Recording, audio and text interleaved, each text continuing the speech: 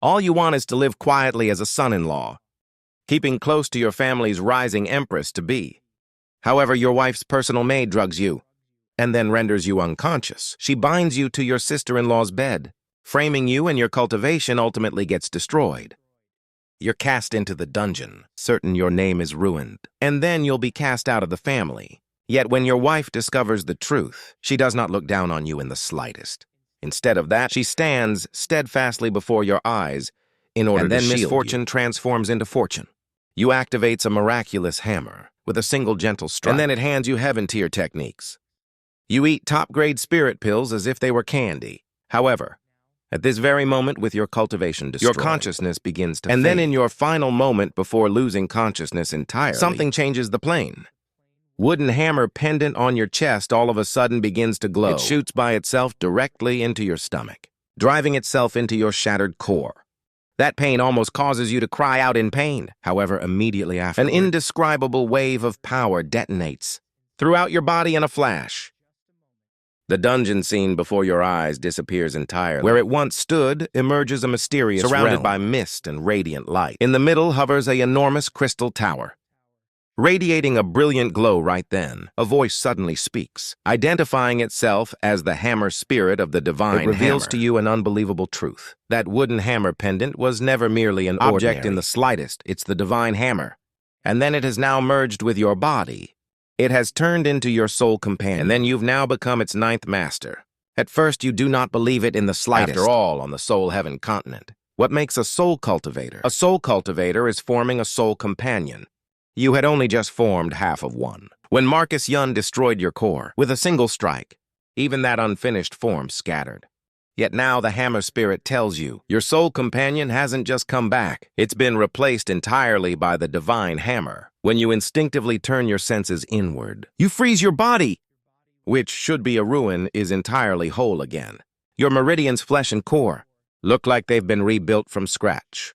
Not a trace of damage remains. And then inside your stomach, there's now a small wooden hammer glowing faintly. Only now do you finally believe it. However, the real shock is still coming. The hammer spirit tells you this crystal tower is the sacred tower, a treasure vault left by the divine hammer's original forger. The tower has 5 levels, and then the higher you go, the rarer the treasures. As the new master, you now have one chance to enter the first level. Before you're able to ask anything, the door to the first level transforms into a swirling vortex. An enormous force pulls you straight in. After the world spins around you, you land inside a golden, resplendent hall. Looking around, the hall is packed wall to wall with crystal eggs. The hammer spirit's voice suddenly speaks. The rule for the first level is simple. It's called timed egg smashing. You've 3 minutes to smash open any crystal egg. With a divine hammer, half the eggs hold treasure. Half are empty. Hitting treasure adds luck points. Hitting an empty egg deducts luck points. As long as your final luck points are positive, you're able to keep whatever treasure you've broken out. However, if your luck points stay negative, those treasures only go toward paying off debt. You're still fuzzy on the rules. However, the hammer spirit's next line makes your face go dark. The previous master's luck was so bad that he left, owing a luck point debt by the rules. That debt now falls entirely on you. Your starting luck points are negative 290. At this very moment, you genuinely want to drag your predecessor out and then give him a beating. However, there's no time to curse anyone. The countdown above your head is already ticking. You brace yourself, grab the divine hammer, and then smash it into the nearest crystal egg. Your very first hit is an empty egg. 10 more luck points gone. You've now become at negative 300. Your mouth twitches, but there's no time to sulk. You keep swinging, the second egg shatters open. A purple glow rises from it. It's a bottle of grade 6 spirit pills. The purple soul pill, your eyes go wide instantly. In a place like Cloud Driver City, forget grade 6 spirit pills. Even the lowest grade spirit pill is already a rare stroke of luck to find. And then yet this treasure, one that would drive countless people wild, only lingers before your eyes for a single instant. Before the hammer spirit deducts 20 luck points, and then takes it away, the pills are gone just like that. Your heart is bleeding, but before you're able to recover, your third swing breaks out. A golden glow A scroll shining with radiant light rises up. The hammer spirit says only 4 words. Heaven tier technique, the heavenly thunder art. This time you actually stop breathing. If grade 6 spirit pills were already absurdly precious, then this heaven tier technique is something that could stir up storms across the entire Azure Empire. A treasure so heavy that even a spirit tier technique alone could be a clan's guarded heirloom, let alone a heaven tier 1. And then yet once again, all you're able to do is watch helplessly as it dissolves into light, paying off 200 of your luck points, right? Then you understand this first level isn't a treasure vault in the slightest. It's clearly designed to make you drool over treasure while paying off someone else's debt. However, the worse it gets, the harder you swing, because you've already realized if you're able to push your luck points positive, all of this can actually become yours.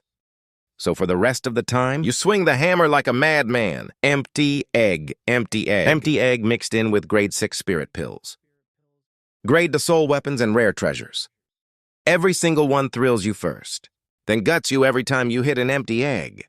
You want to reach back through time and then curse out your predecessor's entire bloodline, especially when the Blue Soul Short Sword, a grade D soul weapon, comes out. You nearly have a heart attack all over again. Across the entire Azure Empire, a soul weapon like this might not exist in more than a handful, and then yet it only pays off 60 luck points for you. Time is running faster now. Your heart tightens more and more. With 10 seconds left, your luck points are still negative 60. With 5 seconds left on the clock, you're nearly out of hope. With one final swing left in you, you slam the hammer down on the egg before your eyes. At that exact moment, the entire hall is all of a sudden bathed in golden light, a ball of crackling electric light, far brighter than any treasure before. It slowly rises from the egg. For the first time, the hammer spirit's voice turns deadly serious. What you've broken out is the thunder god's essence. You're stunned. You've only ever seen fragments about something like this in ancient texts. It's a soul power essence and a thunder attribute, one at that so precious that even a heaven tier technique isn't fit to be mentioned in the same breath. However, right then the countdown hits 0, and then the hammer spirit gives you 2 choices. Either use the thunder god's essence to clear your debt and then push your luck points positive, or take it with you outright, keeping your luck points at negative 60. There's no question here. You practically shout your answer. I want it with that. The trial ends carrying negative 60 luck points. You were sent back to the Divine Hammer's space, yet this time far from losing out. You've won big, the hammer spirit tells you. The thunder god's essence has already been absorbed by the hammer, and then it's now reshaping your physique. You quickly turn your awareness inward. Sure enough, the small, wooden hammer is releasing streams of electric current, spreading through every limb and bone in your body. The hammer spirit then speaks the name of this new physique. The thunder god physique made up of 5 stages. If perfected, it could even draw down endless heavenly thunder. Hearing this, the way you look at the sacred tower changes entirely. You once thought this was just a lucky trump card that saved your life. Only now do you realize it's an inexhaustible mountain of treasure. You immediately ask, when you're able to enter the sacred tower again. The hammer spirit answers plainly, once you master the divine hammer technique, you'll earn another chance. However, a problem follows right behind that. The divine hammer technique can only be properly cultivated once you reach the Emperor Soul Realm. The Emperor Soul Realm is a level that makes one a top-tier power across the whole Azure Empire. At this very moment, forget the Emperor Soul Realm. You're not even sure you'll crawl out of this dungeon alive, and yet with the Thunder God physique now in you. For the first time, that goal doesn't feel impossibly far away. However, before you're able to dream any further, the Hammer Spirit all of a sudden warns you. Someone is approaching. You're about to be sent out of the Hammer Space. In the next instant, the scene shifts and you're back lying in that damp, dark dungeon. Footsteps follow immediately afterward. It's Violet the moment you notice her. Your eyes turn cold. Because if she hadn't drugged you and set the trap, you'd never be in this state. And then yet she shows not a shred of guilt. Instead of that, she stands outside the cell door, smiling and says in a mocking tone, "Kai, I've come to see you." You say nothing, just stare coldly at her. Seeing this, Violet's smile turns even more contemptuous, as if she came just to savor your misery. She even taunts you're finally not that stupid. However, you quickly sense something's off. A maid who did what she did wouldn't be strolling into a dungeon. She'd be fleeing. Something is very wrong here. Sure enough, the next second, she pulls out a key and unlocks the cell door. That's when you notice the dungeon guard already lying, knocked out in the hallway, foaming at the mouth, clearly poisoned once Violet steps inside. She doesn't bother wasting words. She tells you plainly, she's here to send you to your death. A dagger flashes and drives straight at your chest. Luckily, though, your strength hasn't returned. The divine hammer has already healed your injuries. Your instincts still work. You roll aside just in time to dodge. You grab her wrist immediately afterward, trying to wrench the blade away. However, the moment you clash, you realize something's wrong. Violet is no ordinary maid. She's a soul cultivator at this very moment. The drug hasn't worn off and your strength is lacking. Her soul power surges and then forces your hand off her wrist. Her face twists savagely as she swings the dagger again, determined to overpower you here and now. If this were the old you, this fight would be lost already. However, you're not that person anymore, not the one whose core was just destroyed. The moment you catch her wrist for the second time, you make a decision, forcibly summoning the thunder, God's essence still reshaping inside you. A sheet of golden lightning explodes from your palm. It sweeps up her arm and floods through her whole body. Even Violet's scream breaks into a different pitch. The lightning rages wildly inside her. For a full half-minute, by the time the dagger clatters to the ground, her whole body has gone limp. All that's left are her wide, terrified eyes fixed on you. It's as if even as she loses consciousness, she can't understand how someone who should be broken could wield such terrifying power. However, you're not unscathed either. Forcing power out mid-transformation triggers instant backlash. The instant Violet collapses, you cough up blood and crash to the ground yourself. Thankfully, the backlash isn't fatal. It just slows the Thunder God physique transformation. However, even so, you've no time for regret. Because if you hadn't struck, you'd be dead. And then who ordered Violet to silence you like this? You already have a fairly good guess about who's behind it. Most likely Marcus Yun and his sister Scarlet Yun. Thinking of this, the killing intent in your eyes is almost impossible to hold back. And then right then, new footsteps sound from the hallway. Your chest tightens, you look up instantly. And then it's none other than Celine Yun. The moment you notice her, your tense nerves finally ease a little. She's still dressed in white, her eyes calm and cool, standing in this dark dungeon like untouched moonlight. She glances at you first, then notices Violet, unconscious against the wall, and then the dagger fallen beside her. What happened here, she asks. You answer calmly, she came to kill me. Celine falls silent for a moment, then says just 2 words, I'm sorry. You shake your head, saying it isn't her fault. However, she doesn't offer any explanation, doesn't defend anyone either. She just asks if you've the strength to stand. You give her a helpless look, and then she understands immediately. The next second, she bends down and lifts you onto her back. Even you're caught off guard. She simply says coolly, no need to say anything, and then carries you step by step out of the dungeon. Leaning against her back, you breathe in the faint scent of her hair, feeling the unshakable protection underneath that cold exterior. And then something in your chest stirs, a sense of security you've never felt before. You once thought that once this disgrace fell on you, the Yun family would abandon you entirely.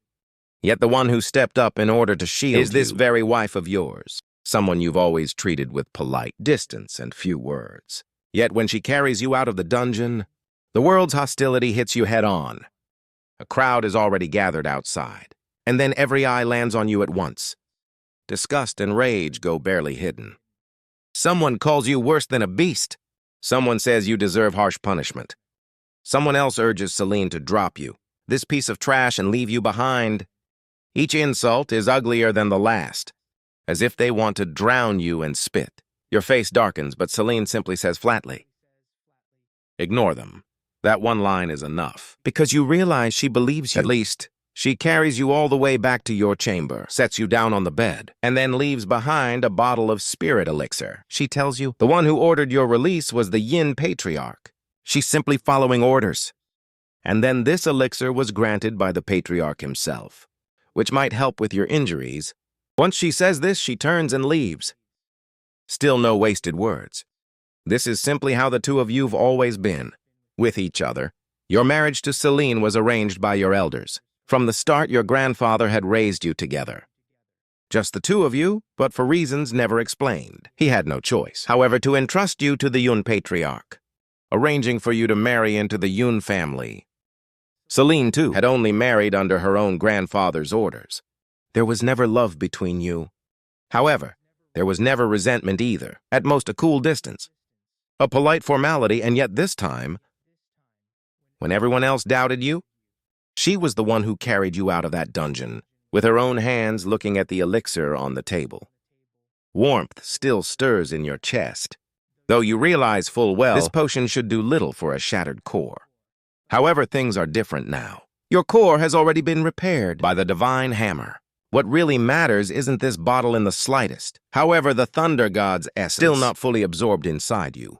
So over the next 3 days, you ignore the rumors outside and then focus entirely on absorbing the essence still lingering in your body. 3 days pass in a blink as morning sunlight spills into your chamber. You open your eyes to find electricity, already crackling and flowing across your palm. The Thunder God physique's reshaping is complete. And then even more surprising thanks to this transformation, and then the essence feeding back into you. Your cultivation level has surged. You've jumped straight from great perfection of the soul realm to its peak. This kind of leap is almost unheard of. At this very moment, you're able to clearly feel endless power rolling through your body. The little wooden hammer rests quietly in your core, surrounded by threads of lightning. It looks plain, and yet what it hides inside is a fate-altering fortune beyond imagination. You're able to help thinking of your grandfather again. This pendant was the last thing he left you. Before he was gone, you once thought it was just a keepsake. Only now, do you realize just how much weight it truly carried? What exactly your grandfather left you, you still don't know, but you realize one thing for certain. From this moment on, your fate has entirely turned around. Right? Right then, a knock sounds at the door. It's Yun Leo. He's come on the order of Grand Elder Yun to deliver a message that since you're injured, you do not need to attend today's clan tournament. The Grand Elder will withdraw on your behalf. You freeze for a moment, then all of a sudden remember. Today is the Yun family's clan tournament, and then this tournament decides who qualifies for the Upper Sec selection in Cloud Driver City. The Upper Sec selection happens once every 3 years. And then it's the chance countless young cultivators dream of. One leap that could change everything. Passing means entering one of the Azure Empire's truly powerful sects, gaining resources, and then a future far beyond what any family could offer. As a cultivation clan of Cloud Driver City, the Yun family holds a small number of guaranteed slots. So the tournament's importance goes without saying, and then you had already signed up half a month ago. With everything that's happened these past few days, you'd entirely forgotten. The moment it hits you, you do not hesitate in the slightest. You bolt straight out the door. You ask which way the training grounds are, and then sprint there without stopping. Yun Leo stands frozen, watching your figure race off at astonishing speed. He's entirely stunned. Wasn't your cultivation supposed to be destroyed? This speed, this movement, nothing like a broken man. Meanwhile, at the Yun family's training grounds, the clan tournament is already in full swing. On stage, Scarlet Yun, dressed in red, blasts her opponent Yun, and then off the arena with a single move. Cheers erupt at once, everyone praising her as truly deserving of her reputation as one of the Yun family's 2 most gifted daughters, certain to earn an upper sec slot. Hearing all this praise, her lips curl up in a smile she can't hold back. Then her gaze shifts, landing on Celine standing under the willow tree by the arena, and she shoots her a provocative look. However, Celine's expression stays perfectly flat, as if she isn't even worth noticing. This makes Scarlet grit her teeth privately. However, thinking of how you were disgraced just days ago, your core supposedly destroyed, some of her irritation fades. And then right then, the middle-aged official presiding over the tournament flips open the registry and calls out the next match. Yuntao versus Kai. The moment the name lands, the arena goes quiet. Then jeers erupt in everyone's eyes.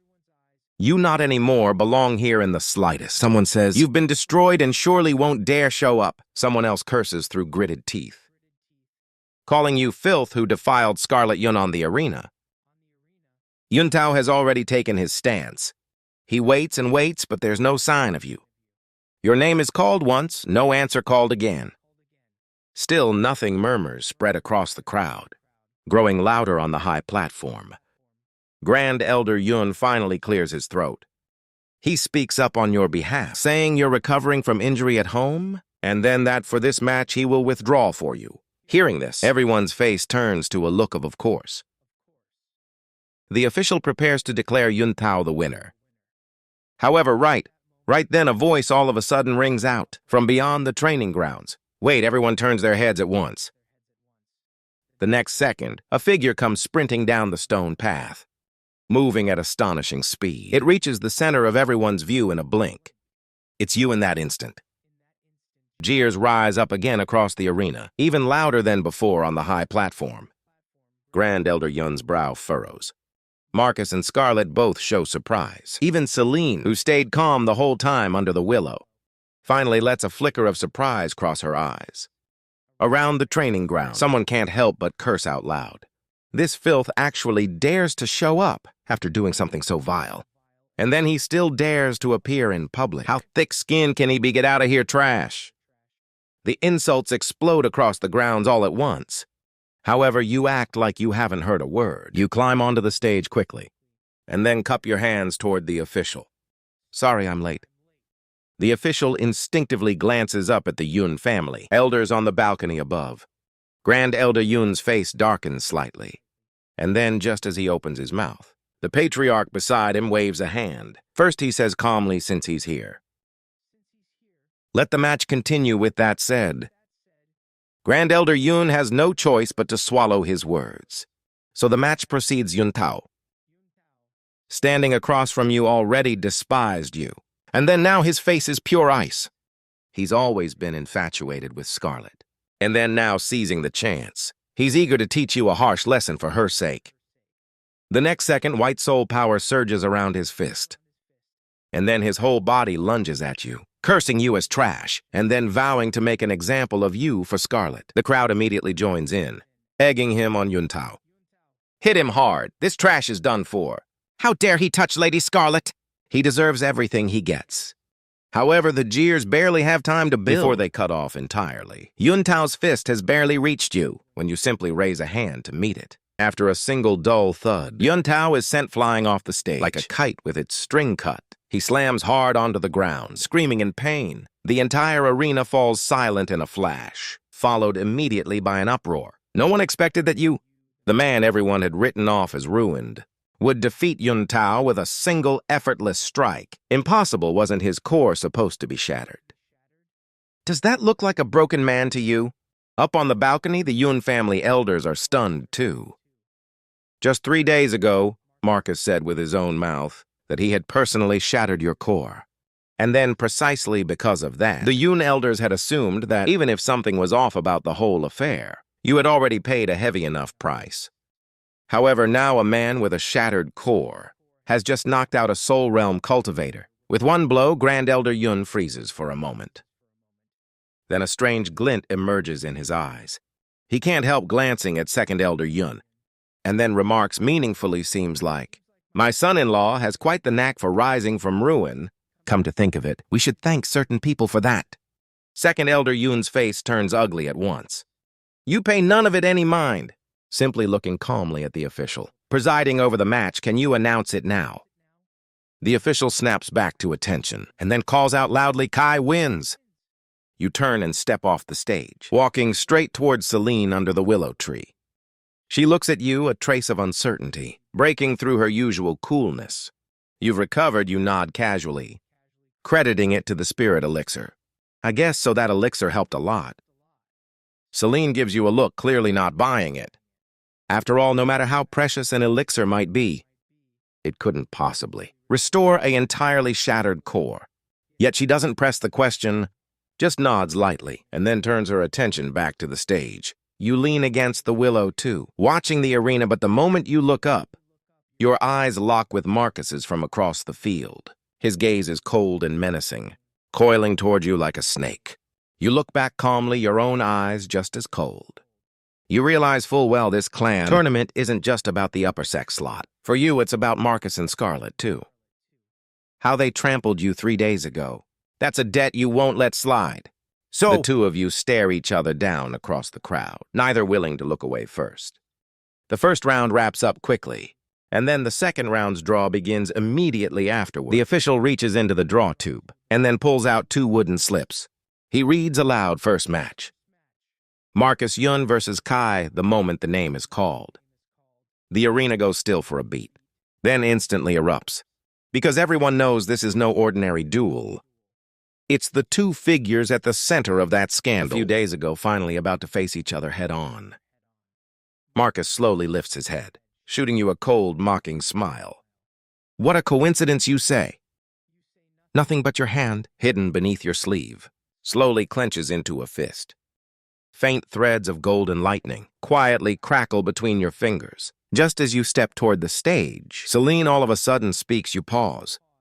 Turning back to look at her, she's quiet for a moment, then finally says just 2 words. Be careful, simple as it gets. And then yet those 2 words alone make something warm stir in your chest.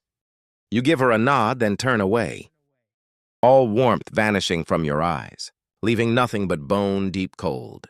Aim squarely at Marcus up on the balcony.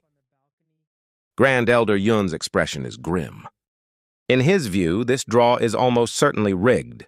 After all, he knows exactly what Marcus is capable of. Peak of the Soul Realm, 1 step away from the Soul Sovereign Realm, and then the acknowledged #1 talent of the Yun family. Even if you've recovered, you shouldn't be facing an opponent like this so early. So he sends a soul power message directly. Kai forfeit. You hear it, but only glance up at him briefly, before shaking your head slightly. Forfeit, no chance. You came here today specifically for Marcus. Before Grand Elder Yun can urge you again, the official presiding over the match waves a hand and then announces the start. Marcus had planned to mock you a bit more first. However, before he can get a word out, you're already moving, exploding forward like a charging leopard at blinding speed. Your fist drives straight for his face. Marcus's expression shifts slightly, clearly not expecting you to strike first. He quickly twists aside and pulls back, narrowly avoiding it. However, the instant he steadies his footing, you've already turned and closed in again, your lightning-wrapped fist crashing forward once more. Marcus hastily raises an arm to block. However, the impact still sends him stumbling backward until he barely stops himself at the stage's edge. The whole crowd is shocked. After all, that's Marcus Yun, the Yun family's #1 talent, someone who normally walks over his peers without contest, and here he is being overwhelmed the moment the fight starts. Seems I really did underestimate this piece of trash. Marcus scoffs coldly, soul power surging violently around him. The next second, a pale silver sword shadow slowly materializes above his head, a soul companion and a sword soul at that. The moment it emerges, the crowd bursts into gasps. Across Cloud Driver City, a sword soul ranks among the most outstanding kinds of soul companions. The Lin family onlookers stare at the silver blade in excitement, already picturing Marcus turning the fight around. On the balcony, even the patriarch's eyes widened slightly, nodding in approval. That's a fine sword soul. Second Elder Yun finally cracks a smile too, shooting a deliberate glance at Grand Elder Yun, the meaning unmistakable. However, if Marcus has a soul companion, why wouldn't you the next second? Soul power surges around you just the same, and then a hazy shape slowly rises above your head. Yet when it fully takes form, not just the crowd below. However, every elder on the balcony freezes as well, because your soul companion is a tiny wooden hammer, almost laughably small for a moment. The whole arena falls silent, then erupts into laughter. That's supposed to be a soul companion? I bet even a kid's toy would be bigger. That's hilarious. That's what he actually formed. Second Elder Yun lets out a scornful laugh outright. That counts as a soul companion. Even Grand Elder Yun's expression stiffens for a moment. However, you act as if you haven't heard a single word of the mockery, standing quietly, your expression flat, almost cold. Seeing this, Marcus sneers even harder. This junk hammer wants to compare with my sword soul. With that, he plants his foot and his whole body surges forward. Blade first, his sword soul, fusing instantly with his strike into a devastating slash aimed straight at your head. The force so sharp it seems to split the air, making it hum some of the more faint-hearted onlookers. instinctively squeeze their eyes shut, expecting to see you cut down brutally. In the next instant, on the balcony, Grand Elder Yun shouts urgently, through soul transmission dodge. However, you do not move in the slightest. Only when the blade closes to less than half a foot from your head do you finally speak two calm words enough. The next instant, something changes. The small hammer above your head, once no bigger than a palm, all of a sudden expands, growing dozens of times larger in a flash, becoming an enormous hammer over 2 meters long. You grip it steadily with one hand, holding it across your body. With a resounding clang, the sword soul slash lands on the hammer's head, and then is brought to a dead stop. Marcus's pupils contract sharply, and then before he can react, you've already tightened your grip, lightning surging like a tide around it. Now it's my turn the instant those words land. You step forward, raising the enormous hammer high, wreathed in lightning thunderstrike. With a single sweeping blow, the air itself seems to detonate. Golden lightning wrapped around raw force sends Marcus flying through the air, sparks scattering and thunder crackling as he's backward tumbling like a torn rag. He slams down off the stage, hitting the ground, already scorched black from head to toe, his breathing unsteady, his life in doubt. Total silence falls over the arena. No one expected this outcome. Not Marcus crushing you. However, you sending Marcus flying with a single strike. A long moment passes before a shrill scream shatters the silence. Impossible. This is impossible. Scarlet Yun stands below the stage, all color draining from her face instantly. She rubs her eyes frantically, refusing to believe that the man who was trampled underfoot by her and her brother just 3 days ago, a broken-down son-in-law, has just now in front of everyone crushed the Yun family's #1 talent with a single blow on the balcony. Second Elder Yun jumps to his feet, losing composure entirely, his face grim beyond words. Grand Elder Yun, meanwhile, freezes for a moment first, then breaks into pure delight, unable to hide his smile. What's so impossible about it? A fine sword soul or not, it only took my son-in-law 1 strike. As he says this, he deliberately stresses the words, my son-in-law. Second Elder Yun has no time to argue back. He leaps straight off the balcony, rushing to Marcus's side to check his wounds. What he finds turns his whole face pale. Marcus looks merely gravely injured on the surface. However, one probe tells him his son's insides have already been torn apart by a savage force of lightning, his breath as faint as a candle in the wind. He snaps his head up, glaring at you with fury. You bastard, how dare you go this hard? You just look at him coldly, not even bothering to explain, turning to step off the stage. Too hard 3 days ago. When Marcus shattered your core, no one called that too hard. However, Second Elder Yun is beyond furious. The pressure of a soul, sovereign realm cultivator erupts on the spot, bearing straight down on you. Luckily, Grand Elder Yun is already dropping down from the balcony, blocking your path, his eyes cold on Second Elder Yun. Yunlingguang, have you no shame in the slightest, interfering in a match between juniors? The pressure from 2 souls, sovereign realm powerhouses collides instantly, and then the color drains from the faces of the young cultivators watching. Just as things threaten to spiral out of control, the patriarch finally speaks enough. The aged but commanding shout lands, and then both men's pressure drops away. At the same instant, the patriarch scolds them coldly. Do you two want the entire younger generation to watch this whole family become a joke only then? The Grand Elder Yun and then Second Elder Yun both lower their heads. The one man's face is dark as iron, and then the other's lips just won't stop curling upward because Grand Elder Yun knows full well that single strike of yours didn't just win a match. It publicly crushed Second Elder Yun standing in front of everyone. Many in the family once believed Second Elder Yun held the stronger hand in the next generation, giving him real odds in the succession dispute. However, now with Marcus beaten this badly in public, that advantage has all but vanished. And then you realize full well that single strike might leave Marcus alive on the surface, but he's already lost everything that once made him what he was. Your blow didn't just shatter his body. It drove the Thunder God physique power directly into him. Even if he clings to life in the end, he'll likely spend the rest of his days bedridden, barely surviving. And then this is only the interest on the debt. The official finally finds his voice again, announcing with visible difficulty, Kai wins this time. No one in the crowd dares to insult you so easily. The rest of the matches continue. When you return to the willow tree, the way Celine looks at you has finally changed. From before surprise, shock, relief, and then even a trace of guilt. So faint it's barely noticeable. She'd actually suspected the truth for a while now. 3 days ago in the dungeon, when Violet collapsed before your eyes, traces of soul power still lingered in the air. If your cultivation had truly been destroyed, how could you've killed a soul cultivator, made in return? Now that suspicion has been fully confirmed. She looks at you and softly says, "Congratulations." You smile, you too.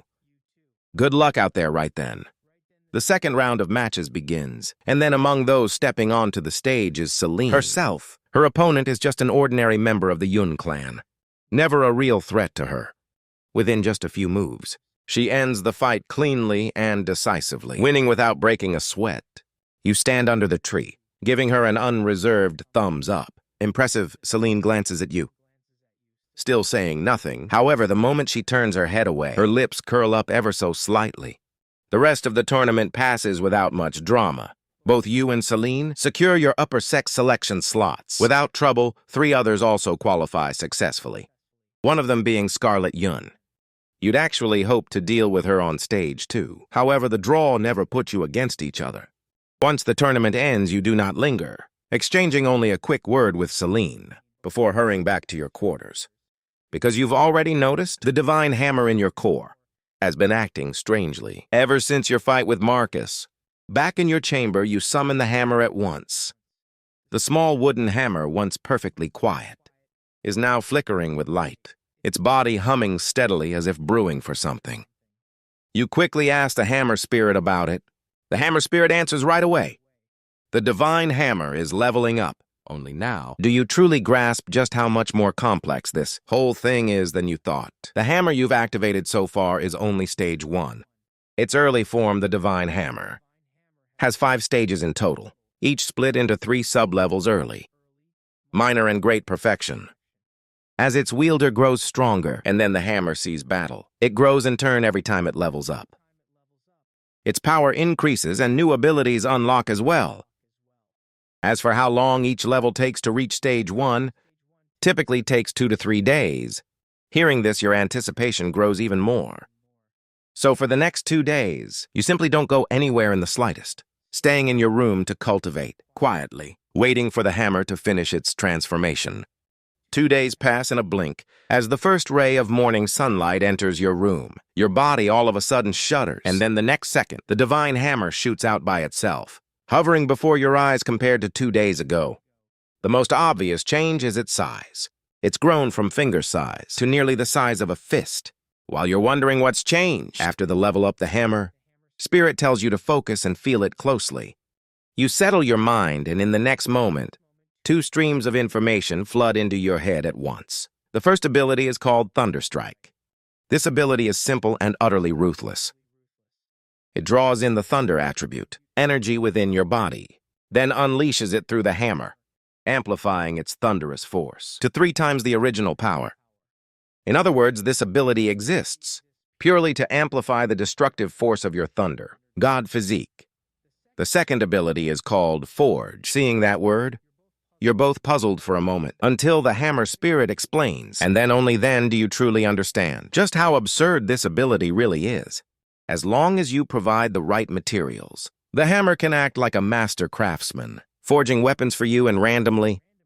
It can even produce martial weapons, or even soul weapons.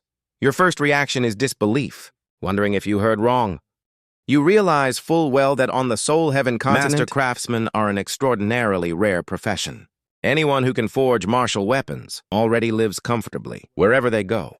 Anyone capable of forging soul weapons is rare, to the point of terrifying. And then yet the hammer spirit tells you that at the lowest level of the forge ability, it only needs 3 spirit stones to guarantee a successful forge. The chance of producing a soul weapon is still low. However, it's not 3 spirit stones guarantee success, with a real chance of a soul weapon on top. Hearing this, you sit bolt upright on the bed, your eyes lighting up instantly. You realize exactly what this means. A low-grade martial weapon sells for 200 gold coins. On the market, roughly 20 spirit stones worth. And then if you only need 3 spirit stones to forge one, the profit margin is absolutely absurd. The moment this sinks in, you're able to sit still any longer. You immediately dig out the spirit stones you're carrying, pull out 3, set them on the table, and call out forge. The divine hammer bursts with light, instantly hovering over the spirit stones, striking them with rapid, precise blows. The 3 stones quickly melt into liquid. Then under the hammer's relentless, continuous strikes,